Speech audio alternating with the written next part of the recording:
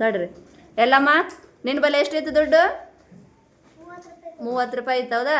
ನೀಗೇನೇನು ತೊಗೊಂಡು? ಸೀಸು ಕಂಪಾಕ್ಸ್ ತೊಗೊಂಡಿದ್ದು. ಹೌದಾ? ಎಷ್ಟು ರೂಪಾಯಿ ಆಯ್ತದ? ಸೀಸು ಕಂಪಾಕ್ಸ್ ಎಷ್ಟು ಅಂದ್ರೆ ಅಂಗಡಿಯವರು ಎಷ್ಟಪ್ಪ ಅವು? 26 ರೂಪಾಯಿ. ಹೌದಾ? ನಿನ್ನ ಬಲ್ಲಿ ಫಸ್ಟಿಗೆ ರೊಕ್ಕ ಎಷ್ಟಿದ್ವು?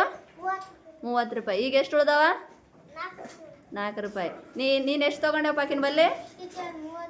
30 ಕೊಟ್ಟಾಳ. ಹೌದಾ? ನೀ ಆಕಿಗೆ ಎಷ್ಟು ವಾಪಸ್ ಕೊಟ್ಟೆ? 4 ರೂಪಾಯಿ ಕೊಟ್ಟೆ. Very good.